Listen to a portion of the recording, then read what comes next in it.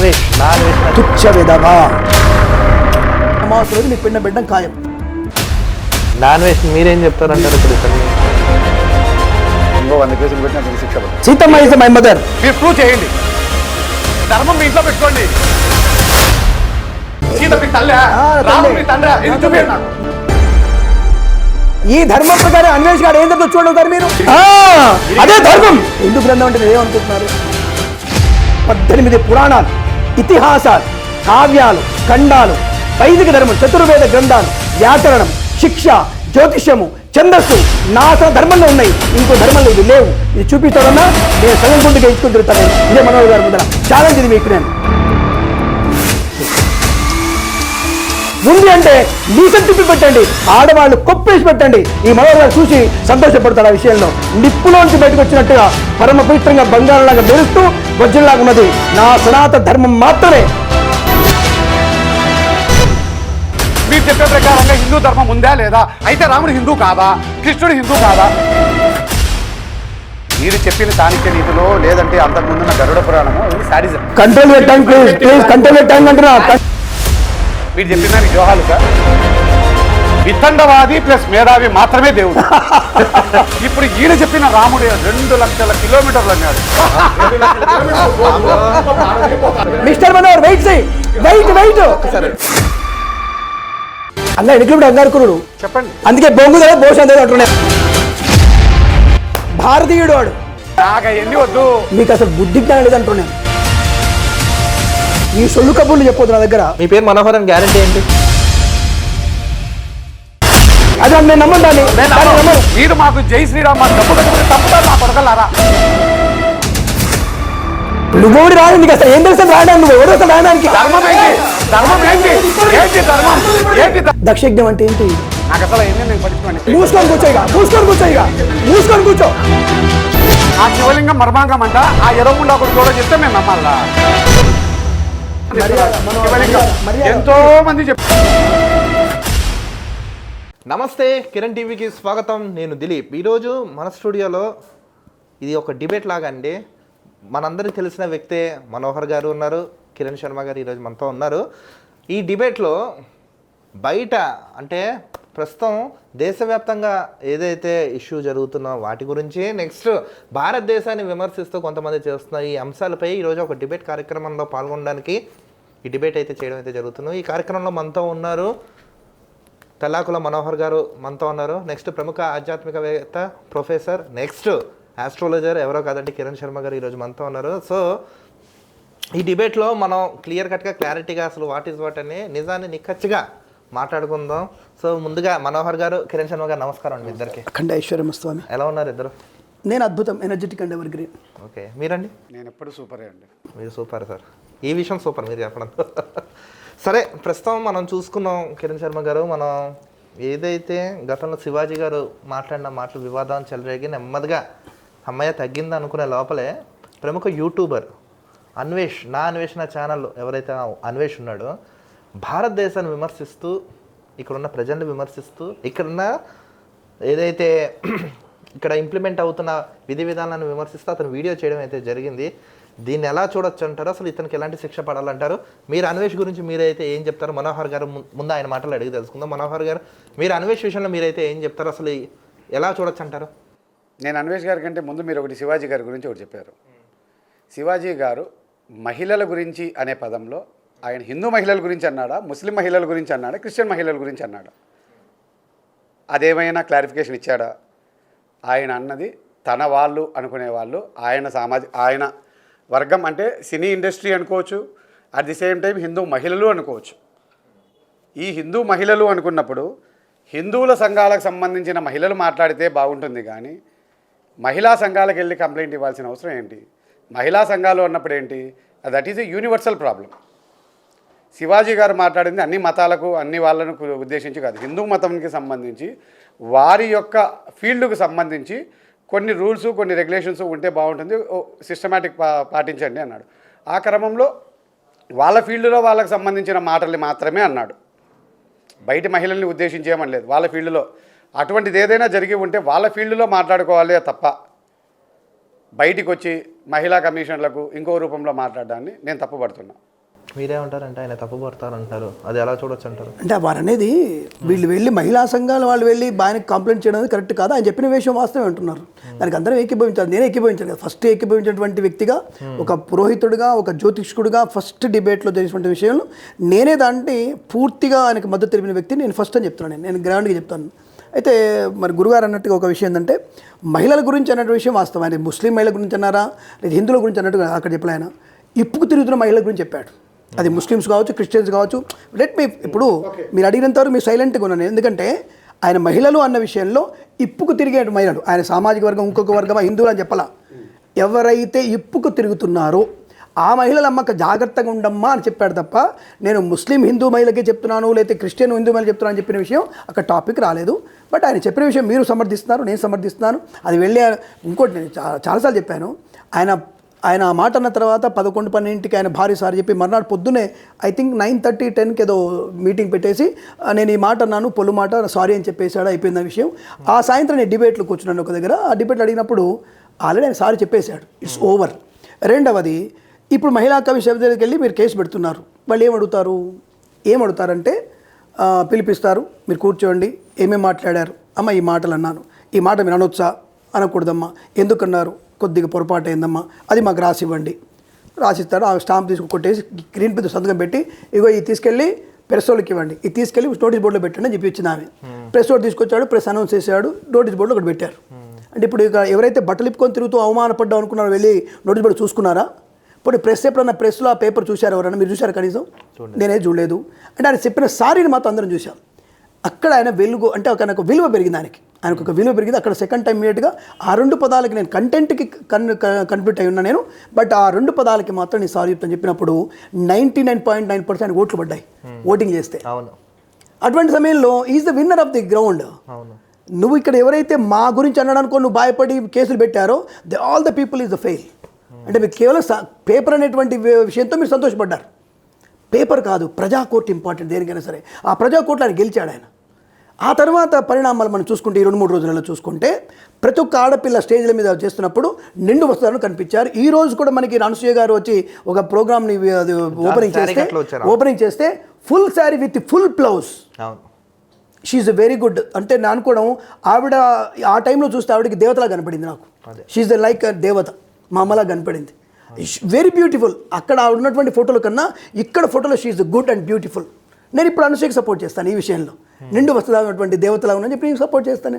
అదే అని చెప్పింది. కాబట్టి హిందూ ఆడవాళ్ళ ముస్లిం ఆడవాళ్ళని చెప్పలేదు, కేవలం బట్టలిప్పుకు తిరుగుతున్నటువంటి వాళ్ళ గురించి మా టాపిక్ చెప్పాడు తప్ప ఇంకో విషయం కాదు. నేను మనోహర్ గారితో ఆ విషయంలో ఏకీభవించే ప్రయత్నం చేస్తాను తప్పకుండా. ఈ ఇంట్లో కూడా ఏంటంటే సార్, ఆయన అందరి మహిళల్లోని కాదు, ఆయన ఫీల్డ్కి సంబంధించిన వారికి మాత్రం ఉద్దేశించే చెప్పాడు. అంటే సినిమా యాక్టర్లకు సంబంధించిన వాళ్ళని ఉద్దేశించి మాత్రమే ఆయన చెప్పాడు, అందరి మహిళలకు సంబంధించి కాదు. ఆ వేదిక కూడా సినిమాకు సంబంధించిన వేదిక, సినిమాకు సంబంధించిన వాళ్ళు జాగ్రత్తలు పాటించండి అన్నాడు. అది ఏదైనా వివాదం ఉంటే వాళ్ళకు సంబంధించిన సంఘంలో డిస్కస్ చేయాలి, కానీ పబ్లిక్ ప్లాట్ఫామ్స్లో వచ్చి ఈ విధంగా మాట్లాడడం, కొద్దిగా న్యూసెన్స్ నాన్సెన్స్ చేయడం అనేది ఇతర వర్గాల్ని డిస్టర్బెన్స్ చేయడమే. ఇప్పుడు అయితే ఈ పరంగా చూసుకుంటే ఆ అన్వేష్ ఎవరైతే ఉన్నాడో అన్వేష్ చాలా విమర్శలు చేస్తున్నాడు భారతదేశాన్ని, ప్రభుత్వాన్ని, భారత ప్రభుత్వాన్ని, ప్రజల్ని. అతను ఇలాంటి వ్యక్తిని ఏం చేయాలంటే ఏం చెప్తారు మీరు? నేను ఒకటే చెప్తాను. నేను నా పాయింట్ ఆఫ్ వ్యూలో చెప్పేసి ఆల్రెడీ చెప్పేశాను కాబట్టి కొత్తగా దాని గురించి చెప్పాల్సిన అవసరం లేదు. ఇక్కడ నువ్వు దేశం గురించి అన్నావు అనే విషయంలో అది ప్రభుత్వం చూసుకుంటుంది. ఎందుకంటే ప్రభుత్వం అనేది సెక్యులర్ కంట్రీ అనుకుంటారు కాబట్టి అది ప్రభుత్వం వాళ్ళు చూసుకుంటారు. సో ఏమన్నాడంటే ఇవాళ కొత్తగా వీడియో వచ్చిందంటే నేను చూసిన వీడియో, థాయిలాండ్, అరే చూసారా సన్యాసులారా మీరు, థాయిలాండ్లో ఉన్నటువంటి చూడు ఎంత బాగుంటారు వీళ్ళు, థాయిలాండ్లో మీకు అందరూ 170 దేశాలలో వస్తారా మీరు, ఇక్కడ చూడండిరా, అదే మన ఇండియాకి రాగానే రేపులు చేస్తారా అని చెప్పేసి మాట అన్నాడు. తుచ్చ వెదవా, తుచ్చ వెదవా, నువ్వు తుచ్చ వెదవా, నువ్వు చేసినటువంటి ఈ పదం అనేది అప్రభ్రష్టమైనది. నువ్వు ఎటువంటి వాడు ఈ పదం మాట్లాడేందుకు ఎటువంటి వాడు అంటే, నువ్వు మొన్న సీతమ్మ గురించి మాట్లాడావు, దరిద్రపు మాట మాట్లాడావు, దాని గురించి కౌంటరైజ్ చేసావు, నీకు పిండం పెట్టడం ఖాయం అని చెప్పాను. నేను పిండం పెట్టడం ఖాయం ఖచ్చితంగా, ఈ 1 మంత్ నీకు టైం ఇస్తున్నాను, నేను అమావాస్య రోజు నీకు పిండం పెట్టడం ఖాయం. ఈ లోపల కోర్టులో తెలుసుకుంటాయా, కేసులు ఇస్తారని తెలుసుకొని సబ్స్క్రైబ్స్ అయిపోయిన తర్వాత నేను పిండం పెట్టడం ఖాయం. నువ్వు ఎలాంటి వాడు అని ఈరోజు అనుకున్నా అంటే, నా దేశం గురించి మాట్లాడినప్పుడు, అంటే నా దేశంలో రేపులు దొరుకుతాయనే విషయం అన్నప్పుడు, ఇది IPC 353 ప్రకారం ఇది కేసు, ఇది క్రిమినల్ కేసు, IPC ప్రకారం ఇది క్రిమినల్ కేసు. ఇది ఒక దేశంలో రేపులు ఎక్కువని చెప్పడం అనేది ఇంకో దేశంలో కూర్చొని చెప్పిన వాడికి ఇది రైట్ లేదు. వాడికి నువ్వు దేశమైనా సరే, నువ్వు దేశుడైనా సరే చెప్పడానికి నీకు అధికారం లేదు. నువ్వు నా ప్లాట్ఫామ్లో మాట్లాడే తప్ప అక్కడ పోయి మాట్లాడకూడదు. అది రెండశకలు అంటారు దాన్ని. నేను ఈ విషయం విన్న తర్వాత వాడిని ఎలా పోల్చానంటే, మనకి భాగ్యనగరంలో సులభ కాంప్లెక్స్లు ఉంటాయి. సులభ కాంప్లెక్స్ కొన్ని వీధులు ఉంటాయి. వెనక బురద అంతా అంటే మూత్రం బురద, అశుద్ధ బురద ఉంటుంది. దాంట్లో పొర్లినటువంటి పంది కూడా ఈ బురద నాకంటే అసహ్యంగా ఉందని చెప్పి బాధపడుతున్నా, అలా అంటోడు నువ్వు అంతకంటే హీనమైన వాడివి నువ్వు. అంటే సులభ కాంప్లెక్స్ బురదలో పొందేటువంటి నీకు నా దేశం గురించి మాట్లాడేటువంటి అధికారం నీకు ఎక్కడుందిరా? అటువంటి దౌర్భాగ్య స్థితి నువ్వెంత, నీ బతుకెంతరా నువ్వు?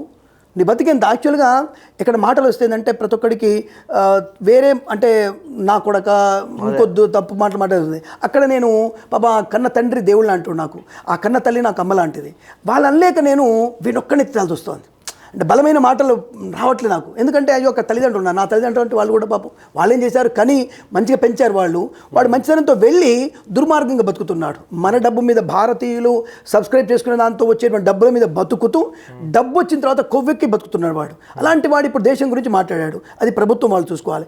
నా తల్లి గురించి, ద్రౌపదమ్మ గురించి, నా తల్లి స్థితంగా అన్నప్పుడు నేను తప్పకుండా బిడ్డ ఖాయం, తప్పకుండా ధర్మపిండని పెట్టడం 100% గ్యారంటీ. అందులో ఎటువంటి దోషం లేదు. అది గ్యారంటీ గుర్తుపెట్టుకోండి. ఇక మూడోది జీడిపి గురించి మాట్లాడేవాడు. But they have no idea what is GDP. 7 కోట్ల మందికి ఉండే జీడిపి ఎక్కడ? మన 2024/25లో వాళ్ళకు ఉన్నటువంటిది 2.63 జీడిపి ఉన్నది 7 కోట్ల మంది. రెండవది 61.3% ఇండియా నుంచి వెళ్ళేది వల్ల టూరిజం వల్ల వాళ్ళకి వచ్చే డబ్బులు ఎక్కువ. Go and search in the internet. ఇప్పుడు మీ ముందర AI ఉంటుంది, చాట్ జీపీటీ ఉంటుంది. గో అండ్ సెర్చ్ ఇమీడియట్గా, నేను కాదనట్లేదు. రెండోది అదే అనాలిసిస్ ప్రకారం చేసినప్పుడు ఇక్కడ ఈ సంవత్సరం 2026లో వాళ్ళ జీడిపి ఎంత ఉందనుకుంటున్నారు, ఎంత ఉండబోతుంది అనుకుంటున్నారు మీరు? చాలా తక్కువే అనుకుంటున్నాను. 1.68. అదే 1.68. అది వాళ్ళకు ఉన్నటువంటి రిటర్న్ రేషియో అంటారు దాన్ని. ఎకనామికల్ రేషియోలో వాళ్ళు డౌన్లో ఉన్నారు ఈసారి. ఎందుకుంది అంటే వాళ్ళ దేశంలో వ్యభిచారం అనేది పర్మిటెడ్. ఏ గల్లీ నుంచి వ్యభిచారం పర్మిటెడ్. అందుకే మన ఇండియా వాళ్ళు కొంతమంది దరిద్రులు వెళ్ళేటువంటిది, కొంతమంది ఇటువంటి దుర్మార్గులు వెళ్తారు. అక్కడికి వెళ్ళి మసాజ్ చెప్తారు కదా, తాయి మసాజ్ అని. అలా రోడ్ల మీద చూసుకుంటారు. రోడ్ల మీద అందరు కూడా వ్యభిచారులు ఉంటారు. అక్కడ ఉన్నటువంటి వ్యభిచారం చేసేటువంటి దేశంలో ఉన్నటువంటి వ్యక్తులకే 67,680 రేపులైనాయి. దేస్ కైండ్ ఇన్ఫర్మేషన్ మన ఛానల్ ద్వారా చెప్తున్నాను నేను.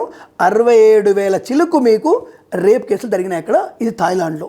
ఇది official information. Go and search. అదే మన దేశంలో ఈ సంవత్సరం రేపులు ఏంటంటే 37,630. 140 ఉన్నటువంటి దేశంలో ఉన్నటువంటి జరగకూడదు. దౌర్భాగ్యం జరగకూడదు. గొప్ప చెప్పుకోవట్లేదు నేను. అత్యంత హీనమైనటువంటి చర్య ఒక్కటి కూడా జరగకూడదు, కానీ జరిగినాయి. మరి 7 కోట్లు ఉన్నటువంటి దాంట్లో 67,000 చిలికేంటి? 140 కోట్లలో 37,000 ఉన్నటువంటి మేము ఎక్కడ? ఇది హీనమైన చర్య అయినా సమర్థించట్లేదు. మళ్ళీ అనుకోదు, కామెంట్ చేయదు కింద ఎవరు కూడా. సమర్థనీయం కాదు. ఎవరైతే ఇటువంటి ఇలాంటి చర్యలు చేశారో వాళ్ళ నఖశిక పర్యంతం కట్ చేయాలి. నఖశిక పర్యంతం మధ్యలో ఒకటి ఉంటుంది మగవాడికి, అది కూడా కట్ చేయాలి మనం.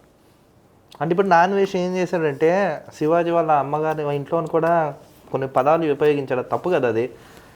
అదే ఆ వీడియో నేను చూడలేదు. మరి అంటే ఆ తల్లిని మరి ఏమన్నాడో నేను వినలేదు, టు బి హానెస్ట్. బట్ మరి అటువంటి దౌర్భాగ్యం ఏం చేస్తాం మనకి? మీరే చెప్తున్నారు. ఇప్పుడు అటువంటి దౌర్భాగ్యాన్ని మనం చేయడానికి ఏం లేదు. ఇక మీరు ఏం చేస్తారు అంటే, ఇటువంటిది వాడిని ప్రభుత్వ పరంగా వెళ్తున్నటువంటి కేసులు పెడుతున్నారు. 124A ఒకటి పెడుతున్నారు. 353 కేసు ఒకటి పెడుతున్నారు. ఇక్కడ ఆల్రెడీ కేసులు ఫైల్ అయినవి. పంజాగుట్లో కూడా ఫైల్ అయిపోయింది ఒకటి పెద్ద మెయిన్ కేసు. దాని తర్వాత ఏంటంటే ఇప్పుడు మీకు ఐటీ సెక్టర్ సెంట్రల్ గవర్నమెంటే ఇవ్వాలి మనకి. అంటే వాడి ఛానల్ని మూసేయాలంటే మనకి ఇన్ఫర్మేషన్ టెక్నాలజీ ఫ్రమ్ సెంట్రల్ గవర్నమెంటే దానికి పర్మిషన్ ఇవ్వాలి. దానికి వీళ్ళు లెటర్ పెడతారు. ఆ లెటర్ పెట్టినప్పుడు వీళ్ళు 3 నెలలు దాని గురించి చూస్తారు. 3 నెలలు వీడు ఏమైందని చెప్పి చూసి వాళ్ళు నోటీస్ ఇస్తారు. ఇవ్వకపోతే ఆటోమేటిక్ దాన్ని క్లోజ్ చేసే అవకాశం ఉంటుంది. అంటే ఆటోమేటిక్ క్లోజ్ చేస్తుంది గవర్నమెంట్ హ్యావ్ రైట్స్. అది కూడా జరిగే అవకాశం. అది 67(9) యాక్ట్ ప్రకారం పెడతారు దాన్ని. 67(9) యాక్ట్ ఒకటి ఉంటుంది, అది పెడతారు దాని మీద. ఓకే, నాన్ వెజ్ మీరేం చెప్తారంటారు? ఇప్పుడు ఇతన్ని కరెక్ట్గా ఇతన్ని శిక్ష వేయడం కరెక్టా కాదా అంటే ఏం చెప్తారు మీరు? అన్నదానికి శిక్ష పడాల్సిందే, కానీ ఇప్పుడు ఉన్న ఇండియా చట్టాల ప్రకారంగా ఇంకో 100 కేసులు పెట్టినా అతనికి శిక్ష పడదు. ఎలా చెప్పగలుగుతున్నారు ధైర్యంగా? అంత ధైర్యంగా ఎలా చెప్పగలుగుతున్నారు పడవని? అంటే ఎలా జడ్జ్ చేస్తున్నారు మీరు అన్నట్టు? మీరు చట్టం గురించి కొన్ని తెలుసుకోవాల్సింది ఏంటంటే, చెప్పేవన్నీ చట్టాలే కాదు, చెప్పేవన్నీ నిజాలే కాదు. పోలీసులు కొన్ని ఉద్రేకతల్ని తగ్గించేదానికోసం కంప్లైంట్ ఇచ్చినప్పుడు ఆ కంప్లైంట్ని తీసుకొని కేసులు కట్టడం వాళ్ళ ప్రాథమిక బాధ్యత, అంతే. ఆ తర్వాత అది ముందుకు వెళ్ళకూడదా అనేదానికి దేర్ నీడ్ ఏ రిలేషన్షిప్. ఆ వ్యక్తికి మీకు, ఆ కంప్లైంట్లో ఉన్న వ్యక్తులకు మీకు ఉన్న సంబంధం ఏంటని ప్రూవ్ చేసుకోవాలి. ప్రూవ్ చేసుకున్నప్పుడు మాత్రమే ఇది కేసు ముందుకెళ్తుంది. కట్టిన ప్రతి కేసు కోర్టుకు పోవు. కట్టిన కేసుల్లో 50% కేసుల్ని మళ్ళీ వాళ్ళే ఫాల్స్ చేస్తారు. మీరు సరైన ఎవిడెన్సెస్ ఇవ్వలేకపోతే కేసు ఫాల్స్ చేస్తారు. అలా ఇప్పుడున్న సమాజంలో ఉద్రేకతలు ఉన్నాయి కనుక కొందరు ఫేమ్ అవ్వాలన్న ఉద్దేశంతో కూడా కొన్ని కంప్లైంట్లు ఇచ్చారు. ఇక్కడ అన్వేషణ దాన్ని నేను ఏమాత్రం సమర్థించను. కానీ కొందరు వ్యక్తులు చేస్తున్న అతి ప్రేరేపణని నేను వివేదిస్తాను. హిందుత్వం హైదరాబాద్లో మాత్రమే ఉందా? హిందువులు హైదరాబాద్లో తప్ప ఈ దేశంలో ఎక్కడా లేరా? ప్రపంచంలో ఎక్కడా లేరా? మళ్ళీ ప్రపంచంలో ఎంతోమంది హిందువు లేని దేశమే లేదు. థాయిలాండ్లో కూడా హిందువులు ఉన్నారు. మళ్ళీ థాయిలాండ్లో కేసు పెట్టమని చెప్పండి. థాయిలాండ్ కేసు పెట్టరా? థాయిలాండ్ సీతమ్మ వారికి వాళ్ళ తల్లి నేను అనేది హిందూ ఎక్కడైనా హిందువేనా కాదా? క్వశ్చన్ మీరు అడిగారు, సమాధానం చెప్పేంతవరకు మీకు ఓపుకున్నారు. నాది క్లియర్. నా క్వశ్చన్ అయిపోయివ్వండి. ఆ తర్వాత హిందూ థాయిలాండ్ హిందువులు ఉన్నారా లేరా? ఉన్నారు. సమాధానం వచ్చేసింది మీకు. కాదు, నా క్వశ్చన్ అయిపోయింది. కేసు ఎందుకు పెట్టని అడుగుతాను. మీరు నా క్వశ్చన్ ముందు అయిపోయింది. ఇప్పుడు థాయిలాండ్ సిటిజన్షిప్ ఉన్నవాడు మాత్రమే అక్కడ కేసులు పెట్టాలి. ఏ దేశంలో అయినా సరే ఒక కేసు పెట్టాలన్నా, ఒక మనోభావాలన్నా, వారికి నొప్పి కలిగినా, బాధ కలిగినా, ఆ దేశంలో నివాసం ఉన్నప్పుడు ఆ దేశంలో చట్ట ప్రకారంగా అతను కేసులు పెట్టాలి. ప్రపంచంలో అన్ని దేశాల్లో హిందువులు ఉన్నప్పుడు అన్ని దేశాల్లో హిందువులు కూడా అన్వేష్ మీద కేసు పెట్టే అధికారం ఉంటుందా, ఉండదా? మీకు ఇంటర్నేషనల్ లా ఐడియా ఉందా? ఇంటర్నేషనల్ లా ఐడియాలో chapter of the international legal affairs అని ఒక చాప్టర్ ఉంటుంది. ఇంటర్నేషనల్ లీగల్ అఫైర్స్ ఒక చాప్టర్ ఉంటుంది. దాంట్లో ఆర్టికల్ 383 ఉంటుంది. దాంట్లో 386 దాంట్లో ఉంటుంది. ఏంటంటే ఆ దేశంలో ఉన్న వ్యక్తి ఆ దేశంలో వ్యక్తులని దేశించినప్పుడే కేసు పెట్టవచ్చు.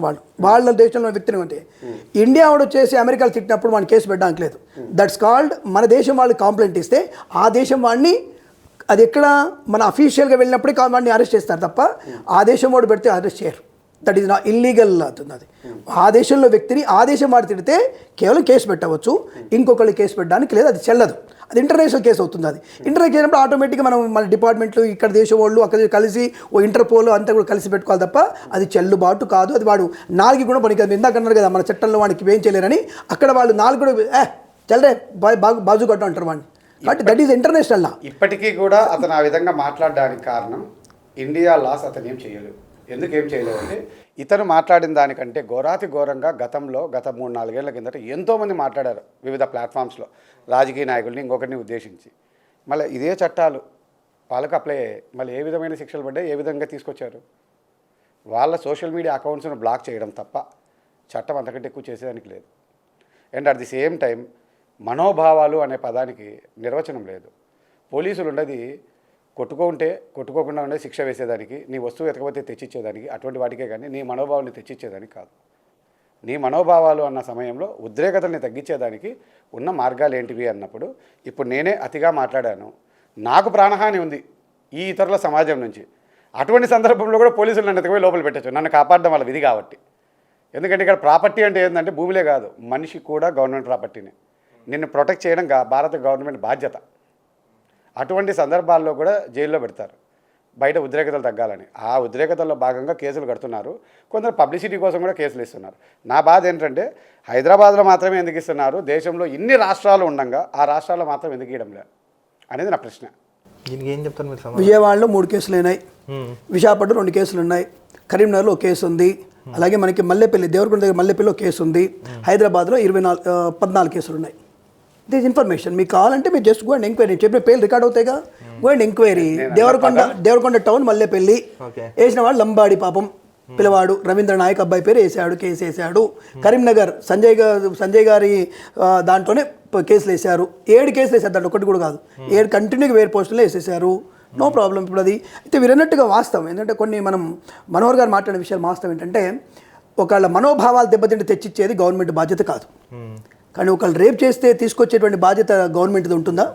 అంటే రేప్ చేసిన వ్యక్తిని మానభంగాన్ని మానం తీసుకొచ్చి ఇవ్వగలుగుతుందా? ప్రాణం చంపిన వాడిని ప్రాణం తీసుకొచ్చి ఇవ్వగలుగుతుందా? ఆ బాధ్యత కూడా గవర్నమెంట్దే కదా. మరి దానికి సమాధానం ఏం చెప్తారు ఆయన? ఖచ్చితంగా చెప్తాను. చెప్పండి. ఏదైతే రేప్ జరుగుతుందో అటువంటి వ్యక్తికి ఆ వ్యక్తికి న్యాయం చేసేదానికి మానం తెచ్చివ్వలేరు స్వామి, మానం తెచ్చిస్తారా? తెచ్చియలేరు. మనోభావం అంతే, మనోభావం అంతే.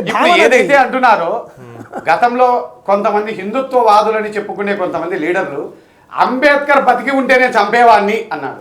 ఎవరన్నారు? ఆ వ్యక్తుల పేరు నేను చెప్పను. ఒక హిందుత్వవాదులు అంబేద్కర్ బతికి ఉంటే నేను చంపేవాడిని అన్నాడు. అంబేద్కర్ పేరేంటండి? అసలు పేరేంటండి?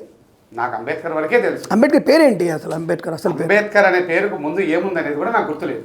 నాకు ఆడి వరకే గుర్తుంది. ఆ పేరు ప్రజల్లో నానుతుంది కాబట్టి నాకు ఆడి వరకే అంత. ఇప్పుడు మహాత్మా గాంధీ ఉంది, ఆయన పేరు పూర్తి చేరు మహాత్మా గాంధీ, ఏదో చందనం ఇంకా ఏంటి ఉన్నాయి. కానీ వాడుకలో ఏదైతే వస్తుందో ఆడి వరకే ఉంటుంది. మన జనాలు ఎట్లయిపోయారంటే షార్ట్ అనేది ఏమైపోయిందంటే శ్రీరామచంద్రుడు ఇంకా దానికి ముందర ఏంటి పేర్లు ఉంటాయి కానీ ఏంటంటే లేవండి శ్రీరామచంద్రుడు వారే దశరథుడు పుత్రుడు అని ఏదో కొన్ని రకాలుగా పితృలుగా పిలుచుకుంటారు. వివిధ పేర్లు ఉన్నాయి. శ్రీరామచంద్రుడికి శ్రీరామచంద్రుడు మాత్రమే పేరు. ఇప్పుడు శ్రీరామచంద్రుడు అని ఎవరు చెప్పరు, రాముడు అని అంటారు. అలా షార్ట్ కట్కి వెళ్ళిపోయారనమాట. అన్ని దానిలోనూ అట్లా ఉండడంతో అంబేద్కర్ మొత్తం పేరు ఏందో తెలియదు, మహాత్మా గాంధీకి ఉన్న మొత్తం పేరు తెలియదు. తెలిస్తేనే నువ్వు ఇండియన్, నువ్వు తెలిస్తేనే హిందూ అంటే నేను ఒప్పుకోను. అంటే జై శ్రీరామ్ అన్నమాట మీరు. నేను ఇష్టపడే వ్యక్తుల్ని నేను అన్ను. ఎందుకంటారు? అదే నాకు ఇష్టం లేని వ్యక్తుల్ని నేను అన్ను. పోనీ మీకు ఏమి ఇష్టం అది అన్నాడు. ఓం నమ శివాయ, నేను శివుని ఇష్టపడతాను, ఓం నమ శివాయ అన్నాను. దేవుడు లేడంటూనే దేవుడు ఉన్నాడని చెప్పి దేవుడు లేడు నేను ఎప్పుడు వాదించను. నేను శివుణ్ణి మాత్రమే దేవుడిగా అంగీకరిస్తాను, శివుని నమ్ముతాను, ఇతరులు నేను ద్వేషించాను, అయితే అంగీకరించాను. ఎంతకు ఎవరో కొంతమంది నాయకులు అంబేద్కర్ని వ్యతిరేకన్నారు. ఎవరు అసలు ఎప్పుడు జరిగిందంటారు ఇది? వీడియోలోనే నేను చూసాను. చాలా మంది అంటే ఉంటారు కొంతమంది. అంటే ఎందుకు అంటారు అంటే కొన్ని విషయాల్లో ఆయన వ్యతిరేకించే వాళ్ళు కూడా చాలామంది ఉన్నారు. సో ఇంపార్టెంట్ ఏంటంటే మనకి ఇక్కడ సమస్య అనేది మనము ఏ విషయం గురించి డిస్కస్ చేస్తున్నామో ఆ డిస్కస్ గురించి కంటిన్యూ అయితే పరిపూర్తిగా ఉంటుంది. అన్వేష్ గురించి అడిగి మనం భీమరావు అంబేద్కర్ దీన్ని ఎందుకు తీసుకొచ్చాను అంటే ఎప్పుడో జరిగిపోయిన దానిపైన మీరు ఇప్పుడు కేసులు కట్టినా ముందుకెళ్ళవు. ఎఫెక్టెడ్ పర్సన్ లేడు, ఎఫెక్టెడ్ పర్సన్ కి రిలేషన్ ఎవరు లేదు. కొన్ని కేసులు కావాల్సింది భారత చట్ట ప్రకారంగా కాదు అని నేను అంటున్నా. How you can prove? Seethamma is my mother. Approve related మీరు ప్రూవ్ చేయండి. అలా కాదు సార్. భారత రాజ్యాంగం మీరు మీ తల్లిదండ్రులకు మీరు కొడుకు అని మీకు ఒక సర్టిఫికేట్ ఇచ్చింది.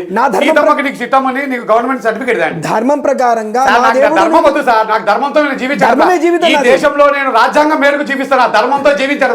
ధర్మం మీ ఇంట్లో పెట్టుకోండి. రాజ్యాంగంలో మీ తండ్రిదండ్రులు ఎవరు? సీత మీ తల్లి, రాము మీ తండ్రి. ఇది చూపించండి నాకు చూపించండి ఆధారం.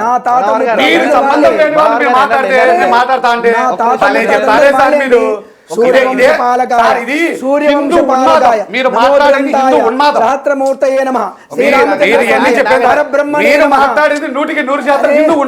రాజకీయ నాయకులు ఇప్పుడు రాజ్యాంగానికి ఏం చెప్పినట్టు ఫాలో అవుతున్నారు మీరని? ఏం ఫాలో అవుతారు? రాజ్యాంగం ఫాలో కాలేదు, నన్ను ఎందుకు శిక్షించలేదు? నేను ఫాలో కాకపోతే నన్ను ఎందుకు శిక్ష వేయలేదు? ఏ శిక్ష విధించాలి? ఎందుకు వేయలేదు? మీరు రాజ్యాంగంలో మేరకు మాట్లాడుతున్నారు. ధర్మం అనేటువంటి వ్యక్తి ధర్మం ఈ సిస్టమ్ లో ధర్మం లేదు. చట్టం రాజ్యాంగం మాత్రమే ఉంది, ధర్మం లేదు. చట్టమే లేదు. చూపించండి. ఆ చట్టం అంటే అన్వేష్ గారు తొక్కి పెట్టాలి. అవన్నీ వద్దండి. ఈ దేశంలో నివసించే వారు చట్ట ప్రకారంగా న్యాయ ప్రకారంగా ధర్మం లేదు. ధర్మం మీ మనసాక్షి మీ ఇంట్లోకే. ఈ ధర్మం ప్రకారం అన్వేష్ గారు ఏం చెప్తా చూడవుతారు మీరు? వాడు రేపు అన్వేష్ అనే వాడికి కాలో చెయ్యి ఇరిగిందనుకోండి. అదే ధర్మం. అయితే అంటే ఈ ఒక్క మతంలోనే ఏ మతంలోనే ధర్మం లేదా? వేరే మతాల గురించి ఎందుకు మళ్ళీ మీకు? నీ వేరే మతాల్లో రాళ్లతో దేవుడిని కొట్టు నీకు జన్నత్ వస్తుంది, అమ్మాయిని రేప్ చేస్తా నీకు జన్నత్ వస్తా అంటాడు. జన్నత్ అంటే ఏంటి? 72 మందిని స్వర్గంలో ఎంజాయ్ చేస్తారట. మీరు ఏ మతం అయితే అంటున్నారో ఆ మతం ప్రకారంగా ఒక్కరొచ్చి ఇది ఈ విధంగా ఉంది, ఇది ఈ విధంగా ఉండడం తప్పు అని మీరు ఒక్కరితో చెప్పగలరా? మీరు అన్న ముస్లిం మనుధర్మశాస్త్రం వద్దు సార్, మీరు అన్నది నాకు హిందువులకు మన దేశంలో 6 మతాలు ఉన్నాయి. 6 మతాలు రాజ్యాంగం వచ్చింది. ఒకటి హిందూ మతం కాదు. ఫస్ట్ ఆఫ్ ఆల్ ముస్లిం ఉన్నారు, క్రిస్టియన్ ఉన్నారు, జైన్లు ఉన్నారు, బౌద్ధులు ఉన్నారు, సిక్కులు ఉన్నారు. వాళ్ళకందరికీ గ్రంథాలు ఉన్నాయి. హిందూకి ఏ గ్రంథం ఉంది? నాకు ధర్మం ఉంది, నాకు ధర్మం ఉంది. భగవద్గీత ఉండండి, నాది క్లారిటీ వైపండి. మా గ్రంథాలని ఇప్పుడు ఏవైతే గ్రంథాలు ఉన్నాయంటున్నారో రాజ్యాంగంలో కూడా పలాని వాళ్ళకి పలాని గ్రంథం ఉంది అని కూడా ముద్రించారు. వీళ్ళకి ఇది ఉంది, వీళ్ళకి ఇది ఉంది, వీళ్ళకి ఉంది అని కొన్ని రిలీఫ్స్ కూడా ఇచ్చారు. హిందూకి ఏం రిలీఫ్ ఇచ్చారు? ఒక నిమిషం మీరు చెప్పండి. ఏమి ఇవ్వలేదు హిందూ. ఒకసారి మీరు వెళ్ళాలి రాజ్యాంగానికి. ప్రతి అన్నారు కదా, రాజ్యాంగ ప్రతి తీసి ఓపెన్ చేసి చూడాలి మీరు. చెప్పండి. ఫస్ట్ పేజీలోనే అక్కడ ఉన్నటువంటిది రాముడితో స్టార్ట్ అవుతుంది మీకు. అవును, అంటే దాని మీనింగ్ ఏంటి? ధర్మం అని అర్థం. రాముడితో స్టార్ట్ అవుతుంది ఫస్ట్ పేజీ. వినండి, సెకండ్ పేజీ కృష్ణుడితో స్టార్ట్ అవుతుంది.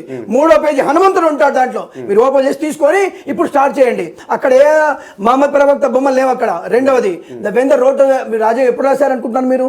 టైం చెప్పండి ఒకసారి నాకు. మీరు ఐ కెన్ స్పీక్ విత్ టైంతో సహా చెప్తాను మీకు నేను, విత్ ఇయర్తో సహా చెప్తాను మీకు నేను. ఎప్పుడు రాజ్యాంగం ఉంది? స్వాతంత్రం వచ్చిన తర్వాత వచ్చింది మనకు. 1947 లేదు, 53లోనో 52లోనో వచ్చింది అని అంటారు. రైట్, మీకు తెలిసినంత వరకే ఇది 51లో ఫస్ట్ రాయబడిన ప్రతి ఒక్కటి ఉంది. రెండవది మీకు తెలుసా ఏ రాజ్యాంగం ఏ విషయాలు రాశారు? అంటే ఏ విషయాలు అంటే ఏ విషయాలు తీసుకొని రాశారు మీకు తెలుసా ఏమన్నా? మొత్తం ప్రపంచంలో ఉన్న అన్ని రాజ్యాంగాల్ని తీసుకొని దాంట్లో నుంచి మనకి ఏదైతే సెట్ అవుతుందో దాన్ని తీసుకొని లేదు 4 దేశాలు మాత్రమే, బ్రిటిష్, జర్మన్, జపాన్, యునెస్కో, అది యూకే, ఈ 4 తీసుకున్నారు, ఇంకేది తీసుకోలేదు. 30% మంది రాశారు. ఎంతమంది రాశారు అనుకుంటున్నారు మీరు రాజ్యాంగాన్ని? 200 మంది రాశారు అని నేను టీవీలో విన్నాను. అదే విన్నారు మీరు. అందుకే ఇక్కడ రాసింది బిఫోర్ పార్టిషన్, అంటే పాకిస్తాన్ పార్టిషన్ ముందు రాసిన వాళ్ళు 396 మంది, 396. ఇది బాగా గుర్తుపెట్టుకోండి. తర్వాత దెన్ ఆఫ్టర్ పార్టిషన్ 299 రాసిన దాంట్లో. బట్ ఇవి రాజ్యాంగం రాసినట్టు విషయాలు. రాజ్యాంగంలో ధర్మం అనే పేజీ మీకు 42 పేజీలు కనబడుతుంది. హిందూవాదులందరూ కూడా వైదిక వృత్తిలో వైదిక ధర్మాన్ని పాటిస్తారు. ముస్లిమ్స్ 74 పేజీ ఉంటుంది, వీళ్ళు ఖురాన్ని ప్రతిపత్తి తీసుకుంటారు. 187 పేజీలు ఉంటుంది మీకు, ఇక్కడ బైబిల్ని క్రిస్టియన్స్ వాదిస్తారు. జైనులు ఇతరత్ర అందరూ కూడా మీరు కొన్ని వారి మతానుసారంగా ప్రకటిస్తారు. బౌద్ధ మతం కూడా మనకు వచ్చింది ఎప్పుడు అని అంటే 1897లో వచ్చిన బౌద్ధ మతాన్ని అంచెలంచెలుగా 1936లో అభివృద్ధి పొంది ఇక్కడ బిఆర్ అంబేద్కర్ గారు 1956లో బౌద్ధ మతాన్ని స్వీకరించాడు. ఇటువంటి విషయాలన్నీ కూడా దాన్ని పొందుపరచబడినాయి మీకు. ఇప్పుడు వైదిక మతం ఉంది, వైదిక మతం కాదు, వైదిక ధర్మం. వైదిక మతం ఎప్పుడు ఉండదు. ఈ వైదిక ధర్మం కాదు, హిందూ ధర్మం మాత్రమే. ఓకే. ఇప్పుడు వైదిక అని మీరు ఏదైతే అంటున్నారో, ఇప్పుడు హిందూ అన్న వాళ్ళు ప్రతి ఒక్కరు ఆ వైదికం అనేది వాళ్ళ ఇంట్లో ఉంటుందంటారా? తప్పకుండా. అంటే అదే అంటే ఉంటుందంటారు. అంటే ఇప్పుడు మీరు ఏదైతే సిక్కులు అంటున్నారో, ఇప్పుడు మన దేశంలో ఉన్న మతాలు ఏవైతే ఉన్నాయో 100కి ఆ మతాల్లో ఉండే వాళ్ళలో 90% మంది ఇళ్లలో ఆ గ్రంథాలు ఉంటాయి, మన ఇంట్లో గ్రంథాలు ఉన్నాయి.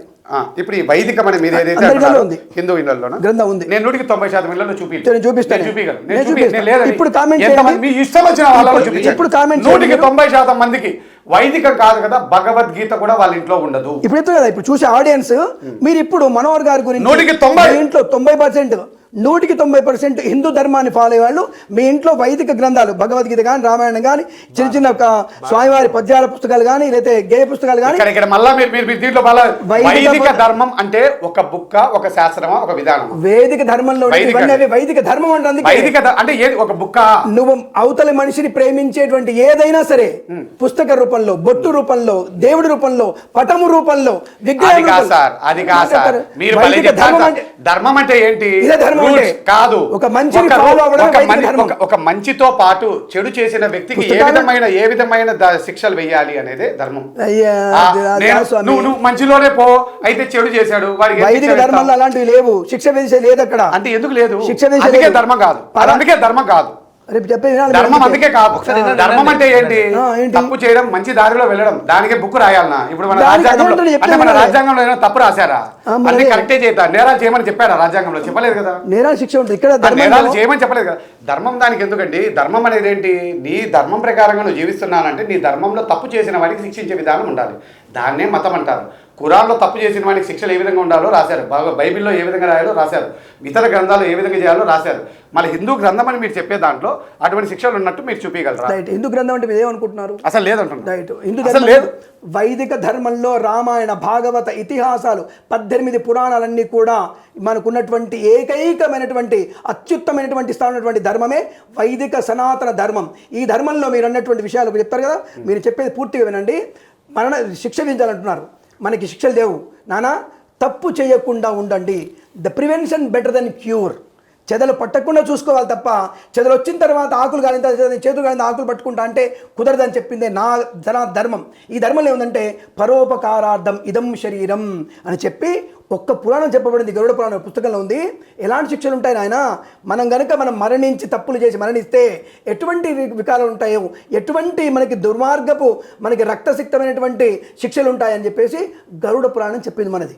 అంతేప నువ్వు వెళ్ళి రాళ్ళతో కొట్టు, నువ్వు మానభంగాలు చేయి, నువ్వు అది చేసేసి నువ్వు కడుపు తెచ్చేసేయి, వదిన దగ్గర పడుకో, అన్న దగ్గర పడుకో అని చెప్పినటువంటి నా ధర్మ గ్రంథం కాదు. కాబట్టి ఇతర గ్రంథాలకు వాళ్ళ గొప్పతనం మాకు అభ్యంతరం లేదు.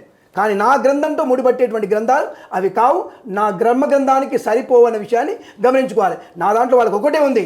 నా దాంట్లో 18 పురాణాలు, ఇతిహాసాలు, కావ్యాలు, ఖండాలు, వైదిక ధర్మం, చతుర్వేద గ్రంథాలు, వ్యాకరణం, శిక్ష, జ్యోతిష్యము, ఛందస్సు నా అసలు ధర్మంలో ఉన్నాయి, ఇంకో ధర్మంలో ఇవి లేవు. ఇది చూపిస్తాడన్నా నేను సగం గుండుగా ఎంచుకుని తిరుగుతాను. నేను ఇదే మనోహర్ గారి ముందర ఛాలెంజ్ ఇది మీకు. నేను వ్యాకరణం ఒకవేళ చూపించండి, ఒక దాంట్లో వ్యాకరణం, ఛందస్సు చూపించండి, ఒక దాంట్లో సగం గుండు తిరిగి కూర్చొని నేను మనోహర్ గారి ముందర కూర్చుంటా. ఛాలెంజ్ విషయంలో మీలలో గ్రంథం లేదా? గ్రంథం లేకపోతే లేదని పెట్టండి. మీరు నిజంగా ధర్మంలో ఉన్నట్టయితే ఉంది అంటే మీసం తిప్పి పెట్టండి, ఆడవాళ్ళు కొప్పేసి పెట్టండి. ఈ మనోహర్ గారు చూసి సంతోషపడతాడు. ఆ విషయంలో సిగ్గుచరం లేదు మనకిందరు కూడా. ఇలాంటి వాళ్ళని మనం తలకెత్తుకుంటున్నాం. మనం ఇది అసహించుకోవాల్సినటువంటి సమాజం మనది.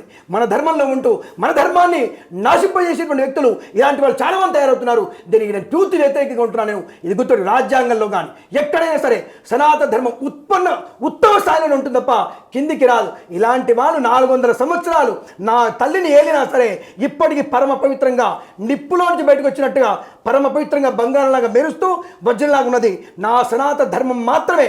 ఇప్పుడు కాదు, 1,00,000 సంవత్సరాల తర్వాత అయినా సరే నా ధర్మం అలాగే ఉంటుంది. పరాయి ధర్మాన్ని సోదరుగా చూస్తుంది, నా ధర్మాన్ని ఎత్తున పెట్టుకొని చూస్తుంది. అదే నా సనాతన ధర్మం. అంతకు ధర్మం లేదు. ఇలాంటి మనోహర్ గారు కానీ ఇంకెవరు కూర్చున్నా సరే సమాధానం చెప్పగలిగే స్థైర్యం నాకుంది. With proof, with witness. రాజ్యాంగంలో కావాలా, పురాణంలో కావాలా, ఖురాన్తో పాటు కావాలా, బైబిల్తో పాటు కావాలా, నేను అన్నింటి ప్రూఫ్ చేసి పెట్టడానికి నాకు సర్వమైనటువంటి సమర్థనీయుడు ఇక్కడ నేను భయపడే అవకాశం లేదు. ఇప్పటికైనా మీరు మీ ఇంట్లో గ్రంథం లేదన్నటువంటి వ్యక్తి, ఈ వ్యక్తిని మీరు ఏం చేస్తారో మీరు ఆలోచించి సరైన సమాధానం చెప్పండి. ఇంతకుమించి చెప్పాల్సిన అవసరం లేదు. Thank you.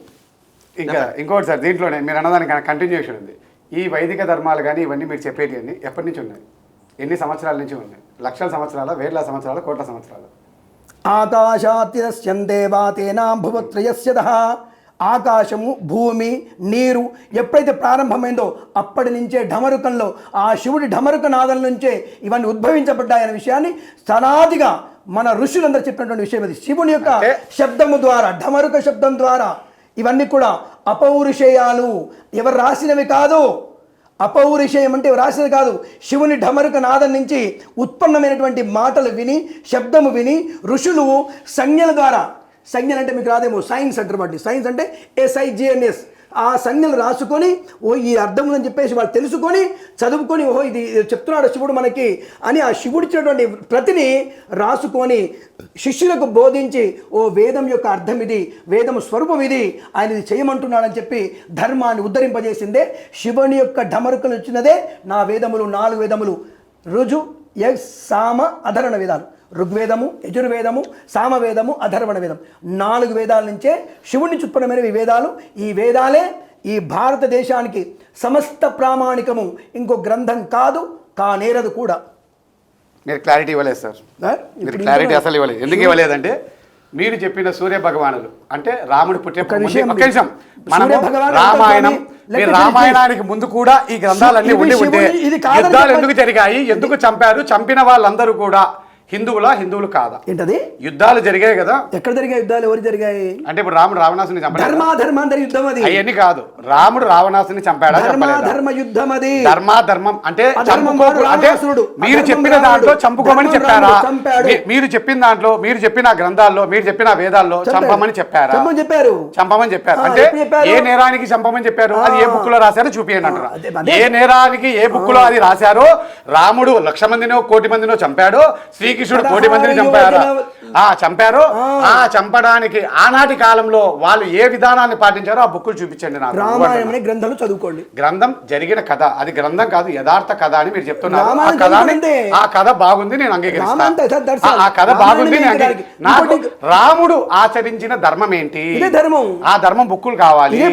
ఆ బుక్ లో ఈ తప్పు చేసిన వాడిని నేను చంపుతున్నాను అని రాసిన కాగితం చూపియండి. అంటే ఆ వేదంలో చంపమని రాశారు, ఇది చూపియండి. అది మీరు ఇందాకేం చెప్పారు? లేదు లేదు లేదు, మీరు ఇందాకేం చెప్పారు? శిక్షలు లేవు. లేవని మీరు ఇందాక చెప్పారు. మీరు లేవని చెప్పారు.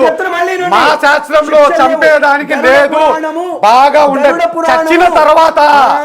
ఇది అంటే రావణాసుని చంపేశాడా లేక రాముడు చంపాడా? రావణాసు చచ్చిపోయినాక యుద్ధం చేశాడా? రాముడు చంపిన విషయంలో రాముడు ఏ ధర్మం ప్రకారంగా చంపాడు? కృష్ణుడు ఏ ధర్మం ప్రకారంగా చంపాడు? శిశుపాలుని 100 సార్లు ఏ ధర్మంతో చంపాడు? ఆనాడు హిందూ ధర్మం ఉండిందా లేదా? అప్పటికి ఆనాడు హిందూ ధర్మాన్ని పాటించలేదా? అప్పుడు మీరు చెప్పే ప్రకారంగా హిందూ ధర్మం ఉందా లేదా? అయితే రాముడు హిందూ కాదా? కృష్ణుడు హిందూ కాదా? ఈ చంపిన వాళ్ళందరూ హిందువులు కాదా? హిందూ చంపకూడదు అని మీరు చెప్పినట్టయితే వీళ్ళు ఇంతమందిని చంపినప్పుడు వాళ్ళు హిందువులు దేవుళ్ళు ఎందుకైనారు? అడిగిన ప్రశ్నకి వాళ్ళు ఎందుకు హిందూ దేవుళ్ళు అయినారు? చెప్పాలి, వినాలి మీరు మరి. ఓకే, వినాలి కదా ఇప్పుడు మీరు కూడా. చెప్పండి. ఏంటంటే హిందూ ధర్మం ఏంటంటే ముందుగా నాన్న పరోపకారార్థం జాగ్రత్తగా ఉండు, నువ్వు అవతల వ్యక్తికి మంచి చెయ్యి, తగినంత సమయం ఇవ్వు, చెడ్డవాడికి ఉపేక్షించు ఉపేక్షించు ఉపేక్షించు. రావణాసురుడిని కూడా రావణుడు వెళ్ళి వద్దు నాయన ఇది తప్పు అని చెప్పేసి అనేక మంది దూతలను పంపించాడు.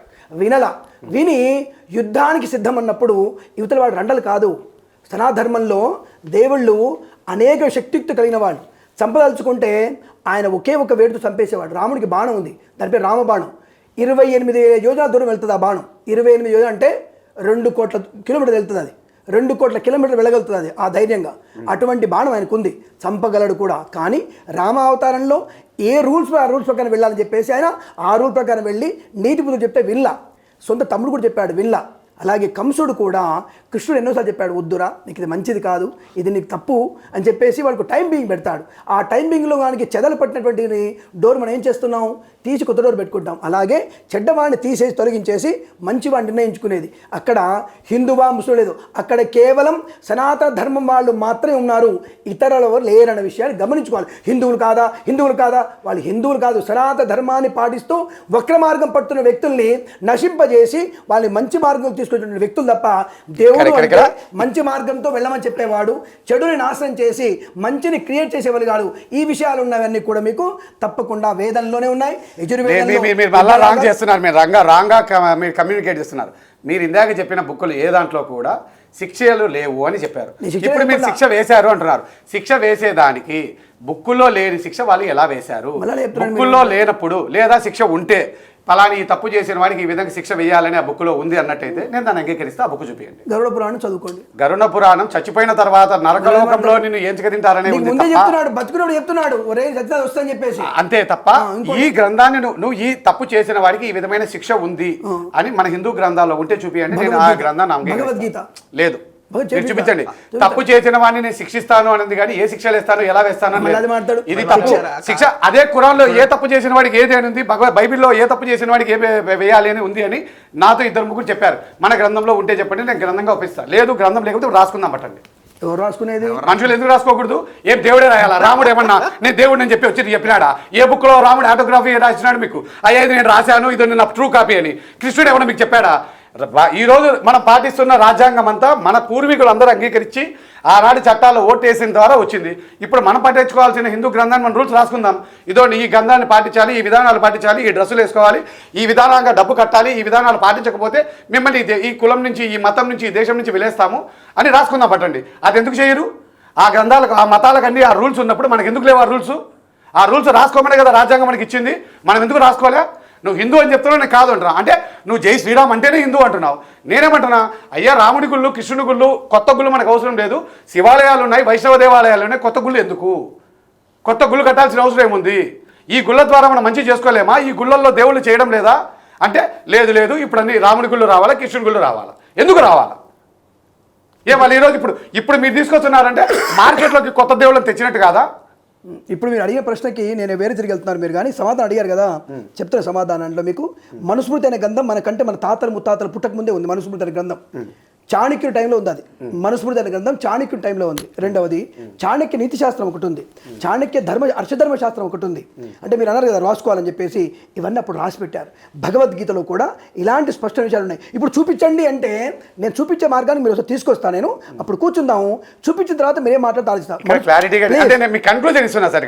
లేదు, మనుస్మృతిలో ఎటువంటి తప్పు చేస్తే ఎలా కొట్టాలి, చాణక్య శాస్త్రంలో ఎలా కొట్టాలి, అలాగే మనకి మన భాగవతంలో ఎలా కొట్టాలి, భాగవతం ఎలా కొట్టాలి, భారతంలో ఎలా యుద్ధం చేయాలి, ఎవరిని ఎప్పుడు సంహరించాలి, ఎందుకు సంహరించాలి, దానికి సరైనటువంటి కారణం ఉందా లేదా అనేది భాగవతంలో ఉంటుంది. భగవద్గీతలో ఎందుకు చంపాలి, మనం వాడిని ఉపేక్షిస్తున్నావు కదా, ఎందుకు ఉపేక్షిస్తున్నావు అంటే అందరూ నా తమ్ముళ్ళు కనపడుతున్నారు, అన్నలు కనపడుతున్నారు, మామలు కనపడుతున్నారు, వాళ్ళు ఎలా చంపాలి, నేను అందరూ నా వాళ్ళు కదా అంటే నువ్వు చంపకపోయినా నేను చంపుతాను.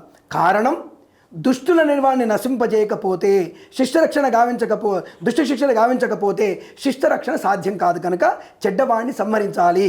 నా అయినా సరే, నా అంతరం సరే, ఒక చిటికన వేలకి క్యాన్సర్ వస్తే చైన్ ఇక్కడ దాకా చేయరు, ఈ చిటికన వేలు తీసేస్తారు. ఇక్కడ దాకా వచ్చిందనుకో ఇక్కడ దాకా కట్ చేస్తారు. అది దాని కారణం ఏంటంటే ఇక్కడ వచ్చింది తొందరగా వ్యాప్తి చెందుతుంది కాబట్టి ఇక్కడ దాకా కట్ చేస్తారు. అలాగే నా అనుకున్న వాడిని ఉపేక్షించడం కొంతవరకే, తర్వాత పెరిగి క్యాన్సర్ లాగా మారిపోతే వాడిని ఖండించమని చెప్తోంది నా భగవద్గీత. లేదని చెప్పడానికి లేదు, నేనేమంటున్నా ఇతరులని అనవసర వ్యక్తులని చంపకూడదని చెప్తోంది. ముందుగా నా ధర్మం ఏం చెప్తుందంటే పరోపకారం ఇదం శరీరం, అందరితో సవ్యంగా ఉండు, ప్రేమగా ఉండు, ప్రేమించి ప్రేమతత్వాన్ని పొందుకొని చెప్తా తప్ప నువ్వు చంపమని డైరెక్ట్గా చెప్పదు. ఎప్పుడు చంపమంటుంది? నీ ఉనికి ప్రశ్నార్థకమైనప్పుడు, నీ ఉనికినే వాళ్ళు ప్రశ్నిస్తున్నప్పుడు, నీ ఉనికినే వాళ్ళు రూపం ఆపుతున్నప్పుడు, అది ఎవడైనా సరే కన్న తండ్రి అయినా సరే ఉపేక్షించకు, చంపే అని చెప్తుంది నా ధర్మశాస్త్రం. ఇది తప్ప ఎలా చంపుతావు, నరుకుతావా, అడ్డంగా పొడుస్తావా, నాకు షియా చట్టం ఉంది, వాడు మహమ్మద్ పొడిచాడు, లేదా రేప్ చేస్తే 10 మంది కన్యలు వస్తారు, ఇలా నా ధర్మం చెప్పలేదు. మనోహర్ గారు, అసలు మీరు గ్రంథాలు, పురాణాలు, ఇతిహాసాలు ఇవన్నీ ఏమైనా చదివారా మీరు? ఫస్ట్ ఆఫ్ ఆల్ అస్సలు చదవలేదు. చదవకుండా ఎలా గైడ్ జడ్జ్ చేస్తున్నారు మీరు? అసలు ఏమండి ఈ మాత్రం జ్ఞానం ఉండదంటారా?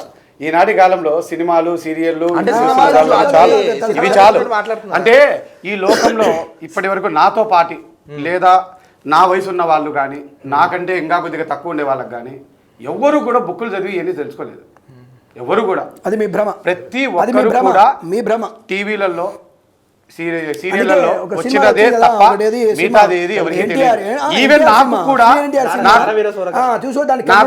ఈవెన్ ఇప్పటికీ కూడా నాకు జీసస్ గురించి కొద్దో గొప్ప తెలుసు. ఎందుకు అంటే మేబీ అది 2000 సంవత్సరంలోనో లేదా 1900లోనో, నాకు 1990 సంవత్సరంలోనో జీసస్ గురించి కూడా సినిమాలు వచ్చాయి.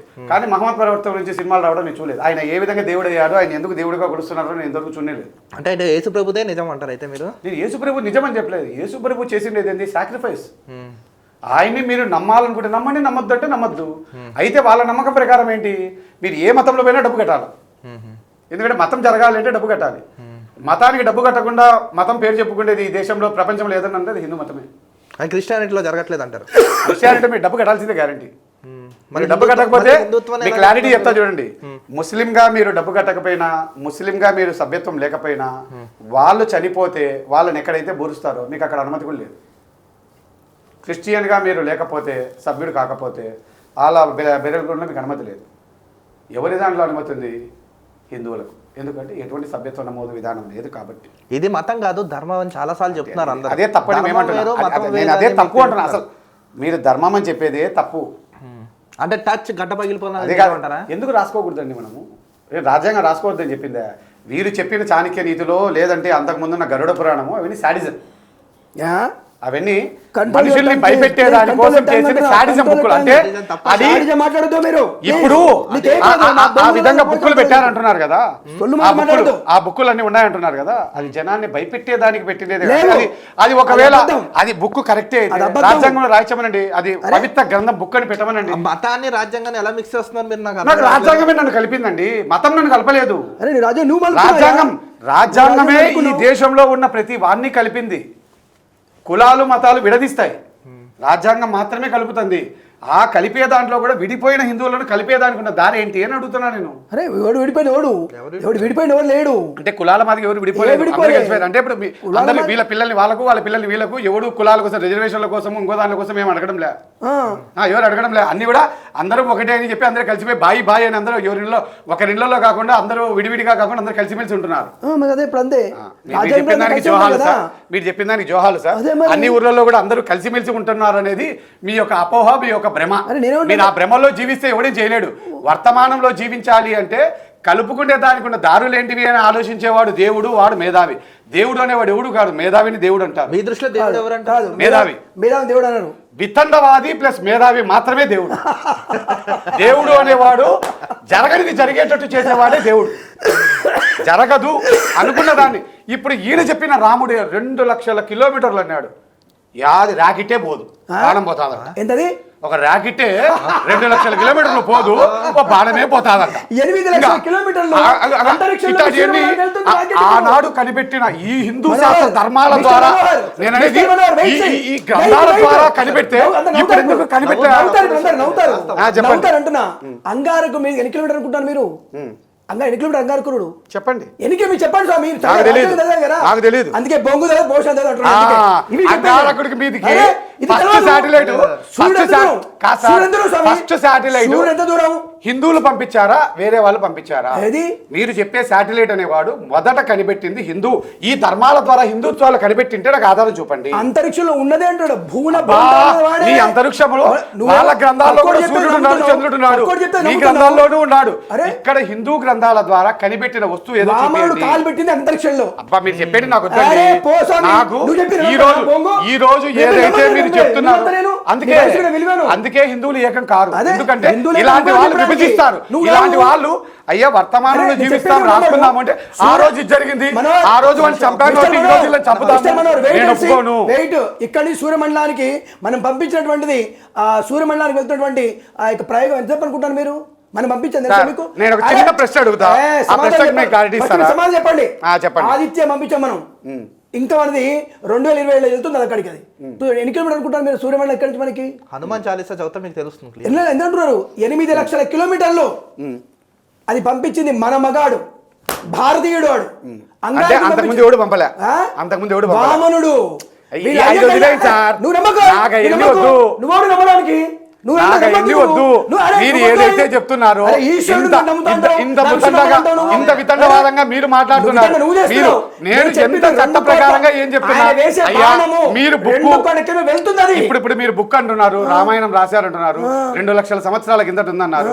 2 సంవత్సరాల కిందట అన్ని రకాల అంతం అయిపోయింటే, మొత్తం సమాజమే ప్రపంచమే భూమండలమే అతలాకుతలం అయిపోయింటే ఈ గ్రంథం మాత్రం మీకు ఎలా దొరికింది?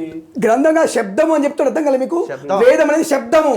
వేదం అంటే మీకు వాళ్ళు అంటే ఇప్పుడు మీరు ఇవన్నీ చదువుకున్నారంటే బుక్కులో లేకుండానే మీరు చదువుకున్నారు. అదే మరి. అయితే బుక్కులో ఈ గ్రంథాలు ఏం లేవన్నమాట. ఎవరో ఊరికి వాళ్ళకి పొద్దుపట్టి రాసినారు అన్నమాట ఇవన్నీ. మనోహర్, మీరు మేధావి అంటారు కదా, మీరు మేధావి కాదని తెలిసి మీకు అసలు బుద్ధి జ్ఞానం లేదంటారు. నేను మీరు అనుకోవచ్చండి, మీరు అనుకున్న తర్వాత నాకు వచ్చే నష్టం ఏం లేదు. ఎందుకంటే శివుని డమరకు అపౌరుషేయ. అసలు శివుడికి దమరకు ముందంటే కూడా నేను ఒప్పుకోను. శివలింగాన్ని మాత్రమే నేను ఒప్పుకుంటాను తప్ప ఇంకా మీరు ఆయన భార్య ఉండాలి, ఆయన పిల్లలు ఉన్నారు, వీళ్ళు ఇంతమంది ఉన్నారు, ఆయన టెస్ట్ బేబీ ఉన్నాడు, మా శివుడు ఎప్పుడో టెస్ట్ బేబీ ఉన్నాడు, ఇవన్నీ చెప్తే నేను అసలు ఒప్పుకోను. అందుకే ఈ హిందుత్వంలో ఉన్న ఈయన ఏం చెప్తున్నాడంటే ఈయన ప్రతి దేవతకు వాహనం ఉంది, ప్రతి జంతువుకు వాహనాన్ని ఇవన్నీ చెప్తున్నారు కదా. ఇదే దేవుళ్ళకు మీరు చెప్పే ఈ దేవుళ్ళు ఈ పటాలు ఎన్ని ఏండ్ల నుంచి వచ్చాయో ఒక్క ప్రూఫ్ చూపించండి. ఇప్పుడు ఈ పటాలు ఏవైతే కలర్ లో వచ్చాయో, లక్ష్మీదేవి లోటస్ లో ఉందని, ఇంకొకరి సింహం మీద వెళ్ళారని, ఆ విగ్రహాలతో ఎక్కడ 50 ఏళ్ళ మీరు చెప్పే 1,00,000 సంవత్సరాల విగ్రహం చూపిస్తే ప్రశ్న.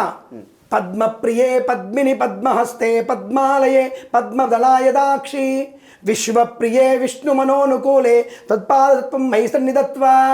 ఇది లక్ష్మీదేవి యొక్క నామకరణం. అమ్మవారు లక్ష్మీదేవిగా ఇలా పద్మాకరణలో కూర్చుంటుంది, పద్మం మీద కూర్చుంది, పద్మముఖం లాంటిది, పద్మహస్తములు కలిగినది, అందమైనటువంటి పద్మముఖము పద్మబింబం లాంటిది అని చెప్పబడింది.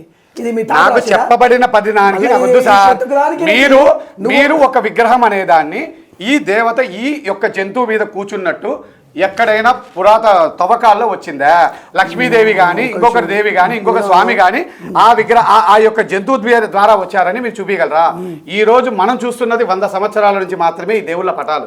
గతంలో దేవుళ్ళ పటాలన్నీ వీళ్ళు ఏ దేవుళ్ళ పటాలు అయితే తెచ్చారో దాన్ని నేను అభ్యంతరం చెప్పడం లేదు. ఎందుకు చెప్పడం లేదంటే అప్పుడున్న వ్యక్తులందరూ కూడా హిందువులు కానీ అప్పుడున్న వ్యక్తులందరూ ఈ దేవుళ్ళతో పూజించకపోతే ఈ జంతువులందరూ మనుషులు చంపుకుంటారన్న ఉద్దేశంతో అప్పుడున్న వ్యక్తులందరూ ఒక బ్రాహ్మణుడే కాదు అన్ని కులాల్లో ఉన్న వాళ్ళు అందరూ కలిసి దేవుళ్ళగా ఆరాధించడం మొదలు పెడితే తప్ప బలుని ఆపలేము అన్న ఉద్దేశంతో వాళ్లకు దేవుళ్ళకు దాన్ని అంటగట్టారు. వాస్తవంగా అయితే కాదు, అయ్యయ్యో ఎవరికీ లేదు. రెండోది ఇప్పుడు అయ్యవారు చెప్పాల్సింది ఏంటంటే శివలింగం అంటారు. అంటే ఎక్కడ కూడా ఉట్టి లింగమే ఉండదు, పానిమట్టంతో తప్ప పానిమట్టం లేకుండా లింగం ఎక్కడా ఉండదు. మళ్ళీ అదే శివలింగం ఉన్న దేవస్థానాలన్నింటిలో కూడా పక్కన సపరేట్గా మళ్ళీ అమ్మవారి విగ్రహం ఉంటుంది. ఎందుకని అంటే ఇక్కడ అమ్మవారు ఉంది కదా, మళ్ళీ ఇంకో అమ్మవారి విగ్రహం ఎందుకు పెడుతున్నారు? అర్థం కాలే మీకు అర్థమైందా? ఇది ఏమంటున్నారంటే ఇప్పుడు శివలింగం ఉందండి, శివలింగం పక్కన అమ్మవారు ఉండాలి కదా, కానీ అమ్మవారికి విడిగా పెడుతున్నారు. కాదు మళ్ళీ పానిమట్టమే అమ్మవారు అని చెప్తారు. శివలింగం ఒట్టి లింగంతో ఎక్కడ ఉండవు, పానిమట్టంతో మాత్రమే ఉంటుంది. అంటే పానిమట్టం అమ్మవారని శివలింగం స్వామి అని చెప్తున్నారు. అదే ఉండాలి కదా ఏ దేవస్థానంలో అయినా. ఆ దేవస్థానాల్లో శివలింగం తర్వాత పక్కన అమ్మవారి గుడి అని మళ్ళీ పెడుతున్నారు. ఎందుకు పెట్టాలి? ఆడే ఉండగా మళ్ళీ ఎందుకు పెడుతున్నారు? అది అనాది కాలం నుంచి పెడుతున్నారా లేక ఈ మధ్య పెద్దగా పెడుతున్నారా? నాకు clarity. At the same time శివుడు వెంకటేశ్వర స్వామి ఇద్దరు ఒకటే అంటారు. అనాది కాలంలో ఒక 1000 ఏళ్ల కిందట ఉన్న శివాలయాల్లో ఏ దేవుళ్ళు లేరు, శివుడు తప్ప ఏ దేవుడు లేడు, ఏ దేవుళ్ళు ఉండరు. ఇప్పుడున్న అన్ని దేవాలయాల్లో మీరు ఏ లోకంలో ఉన్న ప్రతి దేవుడు ఇప్పుడు అన్ని దేవాలయాల్లో వస్తున్నాడు. అంటే పురాతన దేవాలయాల్లోనే అందరి దేవుళ్ళని తీసుకొస్తున్నారు. ఎందుకు తెస్తున్నారు అంటే దేవుళ్ళని ఎక్కువగా ప్రమోట్ చేస్తున్నారా వాళ్ళందరినీ? శివుడు ఉండగా ఇంతమంది దేవుళ్ళు మళ్ళీ ఎందుకు వచ్చారు, ఎలా వచ్చారు, ఎప్పటి నుంచి వచ్చారు? ఇంతమంది దేవుళ్ళు ఉన్నట్టు ఏ గ్రంథాల్లో ఉన్నాయి? ఏ గ్రంథాల్లో మన పూర్వీకులందరూ వీళ్ళని ఆచరించినట్టుంది? ఏ రాజు ఆచరించాడు, అంతకుముందు ఉన్న వాళ్ళందరూ ఎప్పుడు ఆచరించారు అనే ఆధారాలు నాకు కావాలి. చెబితే వినాలి, వింటాను కూడా, ఓపిక ఉంది నాకు, వింటాను. విష్ణు పురాణం చదవాలి, చదవండి, సింపుల్, మీకు సమాధానం వచ్చింది కదా. విష్ణు పురాణం చదవండి, ఇంకా వేరే ఇంకా నీకు పుస్తకాలు చెప్తాను ఇక. సార్ మనము ఈ సొల్లు కబుర్లు చెప్పొద్దు నా దగ్గర. మీరు విష్ణు పురాణం చదవంటే ప్రూఫ్ అంటే పురాణాలు కాదు సార్, మనకు కావాల్సింది కొన్ని ఆధారాలు కావాలి. కొద్దిగా జ్ఞానంతో మాట్లాడండి. మీరు 10,000 పేపర్లు ఇచ్చి చదవండి అంటే మీరు రాసిందే చదివి నేను నిజమని నేను ఎలా నమ్మాలి? నాకు ఒక ప్రూఫ్ టైప్ లో మీరు చూపించాలి, నీ తాత కూడా కాదు, మీరు ప్రూఫ్ చూపించాలి.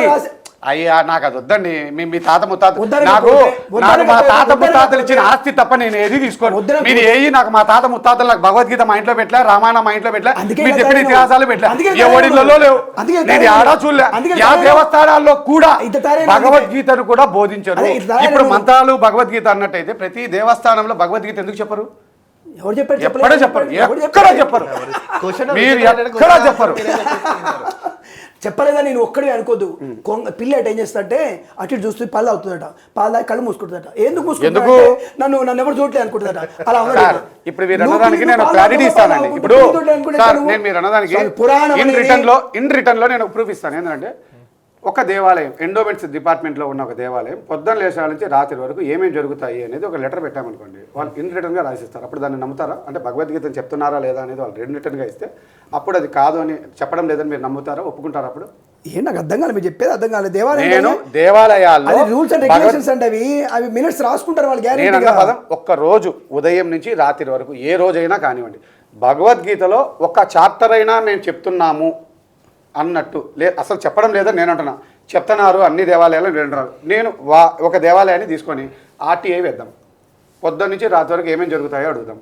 భగవద్గీత చెప్తున్నట్టు వాళ్ళు చెప్పితే, వాళ్ళు రాసిస్తే నేను అంగీకరిస్తా, అరే భగవద్గీతని చెప్తున్నారు రా అని.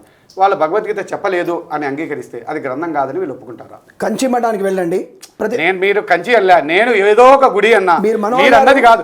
ఎండోమెంట్స్ డిపార్ట్మెంట్ లో ఉండేది, ఎండోమెంట్స్ డిపార్ట్మెంట్ లో ఉండే దేవస్థానం అన్నా. అంటే it was ruled by the government. వాడు చెప్పకపోతే గవర్నమెంట్ రూల్ చేసేది ధర్మాన్ని, చేసేది ధర్మాన్ని. మనకు మీద దేవస్థానం, మా ధర్మం మాది, మీ దేవస్థానం ఎక్కడ చూపించండి. ధర్మం నాది, మీ ఇంటి మీదండి, మీ ఇల్లు మీదండి, మీ హిందువు అయితే నాకేంటి? నా ధర్మం అది. నీకు ఎక్కడ హక్కు ఉందో చూపించండి. నాకు అరే నీ ఇంట్లో ఉండే గుడి నీదండి, ఆ గుడి నీదేనేదని నీకు ఏం హక్కు ఉంది? మీ ఇల్లు మీరు ఇట్లాంటి మంత్రాలు ఏదో చదివితే నేను కూడా వచ్చి 100 మందిని తీసుకొని వచ్చి ఒక 100 మంది గుంపు తీసుకొచ్చి నాది అని అంట.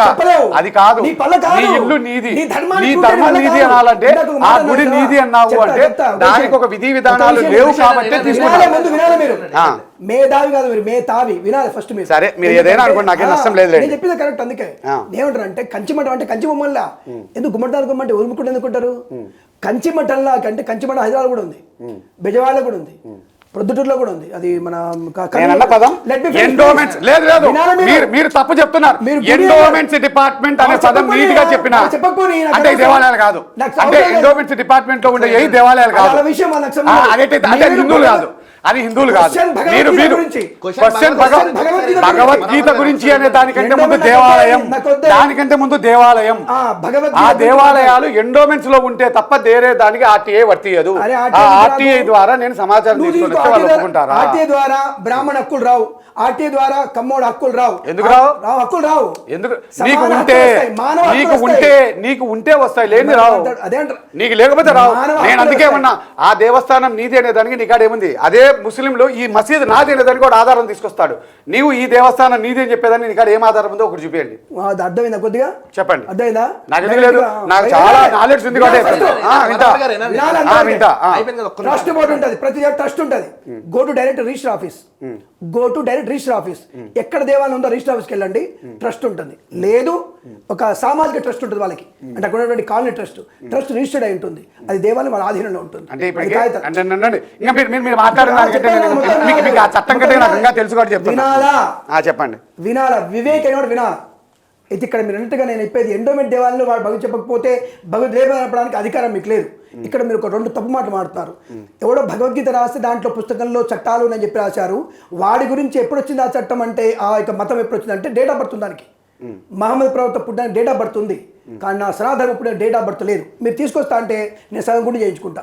సనాతన పుట్టుక తీసుకొస్తా అంటే నాకు అవసరమే లేదు, నమ్మను అసలు. నేను సనాతన ధర్మాన్నే నమ్మను. నేను సనాతన ధర్మం అనే పదాన్నే నమ్మను. అందుకే సార్ ఇక్కడ హిందువులు ఇటువంటి వాళ్ళందరూ హిందువుల్ని విభజిస్తున్నారు. వీళ్ళే ఉండాలి అన్నది. హిందువులను ఏకం చేసేదానికి రాసుకుందాం అన్నా. అయ్యా మనందరం కూర్చొని రాసుకుందాము అని నేను రాసుకోవాల్సిన అవసరం లేదు అదే అంటారు. ఏమి ఎందుకు రాసుకోకూడదు? ఏమి ఏదైనా సరే మనం ఎలా జీవించాలి రాసుకుందాం. నాకు ఆ బుక్కులు అభ్యంతరం, నేను ఆ బుక్కులు అంగీకరించాను. అయితే అంగీకరించకపోతే ఏంటి? మీరు అంగీకరిస్తే ఇప్పుడు మీరు అంగీకరిస్తున్నట్టు ఈ రూల్స్ రెగ్యులేషన్స్ ఇవన్నీ అంగీకరిస్తున్నట్టు ఒక లెటర్ ఇస్తే ఆ లెటర్ లో బాగుంటే నేను కూడా ఆ మతంలోకి వస్తాను. చూపించండి, నాకు చూపించండి. అవి ప్లాట్ఫామ్స్ లో కాదు సార్, మనం డైరెక్ట్ గా ఒక ఫామ్ ని పెట్టి ఇదో సమాజంలో కూర్చోబెట్టి ఇదోండి మనం సమాజం అంటే ఇక్కడ కూర్చోవడం కాదు, రోడ్డులో కూర్చుందాం, దేవస్థానాల్లో కూర్చుందాం, అదే కూర్చుందాం సార్. మీరు జవాబు చెప్పలేక లేదు లేదు లేదు. మనోహర్ అన్నారు. అవును, మీ పేరు మనోహర్ అని గ్యారంటీ ఏంటి? మా తల్లిదండ్రులు ఇచ్చిన పేరు. ఆనాటి కాలంలో వాళ్ళ సంతకాలతో కూడి వాళ్ళు అప్లై చేసిన తర్వాత వాళ్ళు పెట్టిన ప్రభుత్వం వారు. మీరు నమ్మాల్సిన అవసరం లేదు. నాకు ప్రభుత్వం ఇచ్చింది, ప్రభుత్వమే ఇచ్చిందండి. ప్రభుత్వాన్ని నమ్మనంటే మీరు ఏం చేసుకుంటారు? అయితే మీరు ప్రభుత్వాన్ని నమ్మరు అనుకుంటే మీ ఇల్లు మీది కాదు, అది నాది. మీరు ఈ రోజు మీరు ఉంటున్న ఇల్లు ధర్మం మీలే. ప్రభుత్వం ఇచ్చిన హక్కుతో అక్కడ ఉండవు. నీకు నీ తల్లిదండ్రుల ద్వారా నీకు వచ్చిన ఆస్తిని ప్రభుత్వం ద్వారా గుర్తింపు పొంది వాడు కూర్చొని ఉన్నావు. నేను ధర్మాన్ని నమ్మను అంటున్నావు, ఆ ధర్మం కాదు అంటున్నావు. ఇవన్నీ మాట్లాడితే ఒక్కదానికి జవాబు లేదు. నేను ఇక్కడ ఏమంటున్నా, హిందూ ధర్మాన్ని కావాల్సిన రూల్స్ రెగ్యులేషన్స్ ఇప్పుడు రాసుకుందాం. మేము రాసుకోము అని అంటున్నారు. అది వితండవాదం. ఆయన వితండవాదం కాదు, మూర్ఖవాదం. మనుషులను కూర్చోబెట్టి రాసుకుందాం అన్నది నాది మంచితనం. నాది హిందూ, నేను చెప్పబడుతున్న హిందువుని, నేను ఆచరిస్తున్న హిందూ మతం ద్వారా అందరూ బాగుండాలని కోరుకొని రాసుకుందామని నేనంటుంటే కాదు కాదు కాదు ఎవరినైనా చంపేస్తాము అని వీళ్ళు రాముడి కృష్ణుని ఆదర్శంగా తీసుకున్న హిందువులు, వీళ్ళు రాముడి కృష్ణుని ఆదర్శంగా తీసుకున్న వీళ్ళు హిందువులు. వీళ్ళు చంపడమే వీళ్ళ తీయం. వీళ్ళు హిందువులను చంపడం, మీరు మాకు జై శ్రీరామ్ మాకు డబ్బు కట్టబడి చంపుతారు నా కొడకలారా అనేది హిందువులు. వీళ్ళు హిందువులు కాదు, హిందూ మతంలో ఉన్న ఉన్మాదులు. నేను మాత్రమే హిందువుని. మనందరం కలిసిపోతాం, చట్టం రాసుకుందాం, చట్ట ప్రకారంగా బతుకుదాం అంటే ఏ మనుషులం కాదా? మనుషులం కాదా? మనుషులం కాదా అంటే రాజ్యాంగం ఎవరు రాశారు సార్? రాజ్యాంగం ఎవరు రాశారు? ధర్మం ఏంటి? ధర్మం ఏంటి? ఏంటి ధర్మం? ఏంటి ధర్మం? మంచిగా జీవించడం, మంచిగా జీవించడం, మంచిగా జీవించడం, అంతే, ఇంకేం లేదు. అంతే అంతే. అవును, మీరాజు యుద్ధాలు చేసి చంపే వాళ్ళని మీరు ఆదర్శ పురుషులు దేవుళ్ళు అని కొన్నప్పుడు తీవ్రవాదమే పోయి వచ్చేది. నాకు కావాల్సింది అందరూ హాయిగా ఉండే కావాలి అంటే కూర్చొని మాట్లాడుకుంటూ రాసుకుందాం అంటున్నా. ఆ అభ్యంతరాలు నీకేముంటో శివుడికి చెప్తా ఒకసారి. దక్షయజ్ఞం అంటే ఏంటి?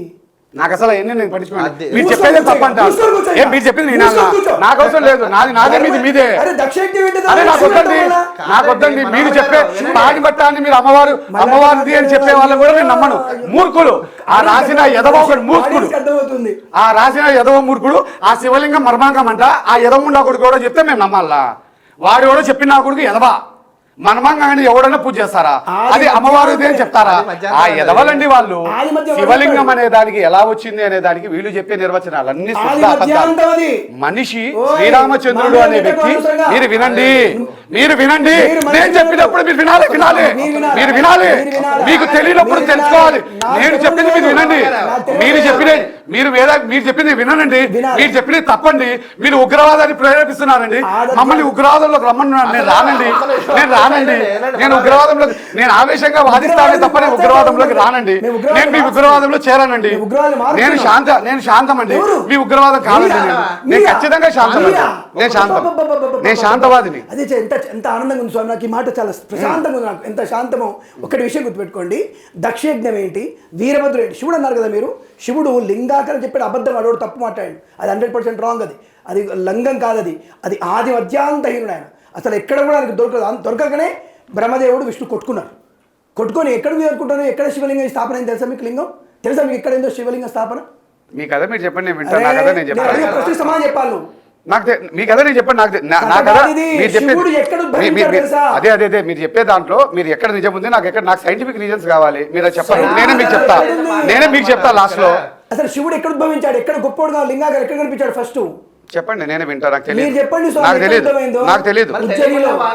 ఉజ్జయిని మహాకాళేశ్వరుడి ప్రధాన స్థానం అది స్వామివారిది. స్వామివారికి మహాస్థానం ఉజ్జయిని మహాకాళి స్థానం. అక్కడ ఆయన పేరు మహాకాళుడు. అంటే కింద దొరకక పైన దొరకక చచ్చారు ఇద్దరు, బ్రహ్మ విష్ణు ఇద్దరు వచ్చి ఆయన నువ్వు దొరకట్టు క్షమించారంటే అప్పుడు ఆయన ప్రసన్నుడై లింగాకారంగా చిన్నవాడిగా కనపడ్డాడు. అది లింగాకారం అంతే తప్ప వీళ్ళన్నట్టుగా ఇంకో లింగము అది భంగము అని చెప్పలేదు. నేను చెప్పలే అక్కడ ఎవరు కూడా. రెండవది పానగొట్టం అనేది పార్వతీ సమేతమైన. అక్కడ పానగొట్టానికి ఎందుకు పక్కన పూజ చేస్తారంటే ఆడవాళ్ళు అమ్మవారికి అలంకరించుకోవడానికి, సుందరమైన రూపంతో అమ్మవారిని పూజించుకోవడానికి వాళ్ళ అమ్మవారిని పెట్టుకుని తప్ప ఇక్కడ శివుడి పక్కన అమ్మవారు ఎందుకు అంటే పార్వతీ పరమేశ్వరులుగా పరవర్తవర్ధిని పార్వతీ సమేతం చెప్పారు తప్ప అక్కడ పానగుట్టం ఉందని చెప్పడం వద్దని చెప్పలే ఎవరిని కూడా. పానగుట్టం శ్రీయుతమైంది, దానికే విశేష పూజ అని చెప్పింది. ఆ పానగుట్టానికే ఉన్నటువంటి శివలింగానికే పూజ చేయాలని చెప్పబడింది. ఆ శివలింగం పూజ చేస్తే ఇద్దరికి అమ్మకి నాన్నకి పూజ చేయాలని చెప్పబడింది. అది ధర్మశాస్త్రంలో ఉంది, అది వేద పురాణంలో ఉంది. వేదం సంపూర్ణంగా భగవంతుడు ఎలా ఉంటాడు, ఎలా ఉద్భవించాడు, ఎలా ఆయన నశింపజేస్తున్నాడు అనే విషయాన్ని సుస్పష్టంగా చెప్పబడింది. ఇప్పుడు వేదం పుస్తకం ఎవరితో అర్థం కాదు, కానీ మీరు ప్రశాంతంగా డిస్కస్ చేయాలంటే నేను వేద పుస్తకాలు తీసుకొస్తాను మీకు. నేను పూర్తిగా ఒక హిందూవాదిగా దాన్ని పూర్తిగా విభేదిస్తున్నాను. హిందూవాది నువ్వు, హిందూవాదిగా నేను హిందూవాది కాదు, యథార్థవాదిగా నేను దానికి ఒక పూర్తి నిర్వచనం చెప్తాను చూడండి. ఇప్పుడు ఎవరితో ఇంకొకటి తగలకూడదు, ఆ ఏ రిలేషన్షిప్ ఉన్నా సరే. మనకు ఎన్నో పురాణాల్లో తల్లికి అలా చూపకూడదు ఇలా చూపకూడదు అని మనకి ఏదో మనం చదివిన సినిమాల్లోనో సీరియళ్లలోనో చూసాము. మళ్ళీ అది అమ్మవారు అది స్వామి అన్నప్పుడు వాళ్ళది మనం ఎలా తగులుతాం? అర్థం కాలే మీకు? అర్థమైందా? నాకు అర్థం కాదు. ఇప్పుడు శివలింగం అంటే ఏంటి? స్వామి వారిది అది అన్నారు. ఏదన్నారు స్వామి ఏదన్నారు? లింగం ఆయనది లింగం అన్నారు, ఇక్కడ యూని అన్నారు. అంటే వారి యొక్క భావాల్ని వారి యొక్క ఎవరు చెప్పాడు పాటను మీరే బుక్కులో ఉన్నాయని అందరూ ఎంతో మంది మర్యాద ఎంతో మంది చెప్పారు. మర్యాద మీరు అన్నా మర్యాద అది కాదు, దేవుడి లింగంతో పూజ మీరు చెప్పారు కదా. మీరుగా మీలాంటి వారందరూ ఎంతో మంది చెప్పారు. లేదు, అబద్ధం. ఎవరు చెప్పారు? ఎంతో మంది. మీరు యూట్యూబ్ లో కొడితే కొన్ని వేల మంది వస్తారు. అదే నమ్మను. ఇప్పుడు మీరు ఎలా అంటున్నారో నేను కూడా అదే చెప్తున్నాను. దానికే మనం ఏకాభిప్రాయం కావాలి అంటే జ్ఞానం కలిగిన మనం కూర్చోవాలి. నేను నమ్మనండి, నాకు వద్దండి. ఎప్పుడో స్వతంత్రానికి ముందు వద్దండి, స్వతంత్రం వచ్చిన తర్వాత మనం కన్క్లూజన్ మనం ఏ విధంగా లీవ్ చేయాలి, మనం ఏ విధంగా తప్పులు చేయకూడదు. మన దేవాలయాలు కూర్చొని రాసుకుందాం. అవును, మన దేవాలయాలు కూర్చుందాం. అరే మన దేవాలయాలు కూర్చొని రాసుకుందామండి. ప్రతి దేవాలయంలోనూ మనం సభ్యులుగా చేరుతాం, అన్ని దేవాలయాల్లోనూ చేరుతాం, హిందువులందరూ సభ్యులమైతాం. స్టార్ట్ చేస్తారు మీరు? నేను చెయ్యాలి అని నేను ఆ నినాదాన్ని నేను ఎత్తుకున్నా. దాన్ని ఈ ఉగ్రవాదులందరూ విభేదిస్తున్నారు. నేను ఒప్పుకుంటాను, ఉందండి ఉందండి ఉందండి నేను ప్రూవ్ చేయగలను అంటున్నా. I have some video footage also which ever people has made some నా మీద ఎప్పుడైతే కొన్ని రకాల దాడులు చేశారో వాళ్ళందరూ నేను ఉగ్రవాదులనే అంటాను. ఎందుకంటే ఏ ధర్మం కూడా దాడి చేయమని ఎప్పుడు చెప్పలేదు, చేసిన వాడిని ఎవడు సమర్థించలేదు. కానీ సమర్థించే ఈ సమాజాన్ని, సమర్థించే వాడిని, చేసిన వాడిని నేను ఇద్దరిని ఉగ్రవాదులనే అంటాను. నాకు ఒకటి ఏంటంటే అర్థమైంది ఏంటంటే ఆయనకి తన మనసుకు నచ్చింది మాత్రమే కరెక్ట్, ఇతర పుస్తకాలన్నీ కూడా అది వేస్ట్. పుస్తకాలు రాసుకొని మీరు రాసుకున్నారు, రాముడు లేడు, దయ లేడు, కృష్ణుడు లేడు, భగవద్గీత లేదు, మరి ఏముందిరా అంటే శివుడు లేడు. శివుడు ఉన్న పానగొట్ట శివుడు ఒక్కడే ఉన్నాడు. మరి వీరభద్రుడు అంటే నాకు అది తెలియదు, మరి దక్షయజ్ఞ అంటే నాకు తెలియదు. అది అంటే ఏది తెలిసిన విషయాన్ని తెలియదు అన్నట్టుగా, తెలియని విషయాన్ని నమ్మనట్టుగా. ఉండండి, ఉగ్రవాదం లేనట్టుగా మీరు ఉగ్రవాదులు అనుకుంటూ మీరు ఉగ్రవాదులుగా మారిపోతూ మమ్మల్ని ఏదో ఉగ్రవాదం అన్నట్టు క్రియేట్ చేయకండి. శివలింగం అనే దానికి అర్థం వేరు, మీరు కృష్ణుడికి అర్థం వేరు, ఒక విష్ణు అర్థం వేరు. అంతరిక్షం వెళ్ళినట్టుంటాడు, ఫస్ట్ వెళ్ళిన వాడే మనకి వామనుడే ఫస్ట్ కాలు పెట్టాడు అక్కడ. ఈ విషయాలన్నీ మనకు ప్రూఫ్గా ఉన్నాయి. మీలాంటి వాళ్ళు నమ్మకపోయిన మాత్రం పోయేదేం లేదు. మీరు అన్నట్టుగా గ్రంథం రాసుకున్నారు కదా, ఆఫ్టర్ స్వతంత్రం ఆ పుస్తకం ఏదో నాకు తీసుకొచ్చి ఒకసారి ఇస్తే రాసుకుందాము ఏమొద్దు, నువ్వు రాసుకొని ఇట్లా ఉంటా అని చూపిస్తే మనోహర్ ఇట్లా ఉంటాడయ్యా, జాగ్రత్తగా ఉండండి అని చెప్తాను. అందరికీ కూడా చూపిస్తాను. నేను ఈ టీవీ మీరు సమాజాన్ని ఏకం కాకూడదని మీరున్నారు. నేను ఖచ్చితంగా చేసే సమయం నేనే దీన్ని ఈ సమాజాన్ని ఏకం చేసే కంకణం కట్టుకున్న వ్యక్తిని నేను వితండవాదని మీరు అనుకుంటే దేవుడు నన్ను సృష్టించింది, దేవుడు నన్ను పంపించింది అందరినీ ఏకం చేయడానికి కోసమే అని చెప్పారు కాబట్టి ప్రతి దేవస్థానానికి సభ్యత్వ నమోదు చేయాలన్న దానికోసం పోరాటం చేస్తూ ప్రభుత్వంతో చేస్తున్నా. ఎవరైతే హిందుత్వవాదులు చెప్తున్నారో నేటి వరకు ఒక లెటర్ లేదు, నేను ఇచ్చాను అది. All the best, all the best. సరే అండి, I am the only person doing everything. మనం కూడా కోరుకుందాం. Very good. అదే ఆల్ ద బెస్ట్ అంటే అందుకే ఆల్ ద బెస్ట్. ఇక్కడతో ఇది ఆపండి. సో మొత్తానికి ఏంటంటే ఫైనల్గా ఇది ఆది అంతం అనేది లేదు, కానీ వాస్తవాన్ని తెలుసుకుంటా క్లారిటీ అనే విషయం అయితే తెలుస్తున్న విషయంతో నేనైతే చెప్తాను. ఆడియన్స్ ఎవరైతే ఇవి చూసారో మీ అభిప్రాయాన్ని కామెంట్స్ రూపంలో అయితే తెలపండి. అసలు వాట్ ఈజ్ వాట్ క్లియర్గా క్లారిటీగా మనందరం డిస్కస్ చేస్తాం. మీ అభిప్రాయం కామెంట్స్ రూపంలో తెలపండి. మరో డిబేట్తో కలుద్దాం. చూస్తున్నాను నేను కిరణ్ టీవీ.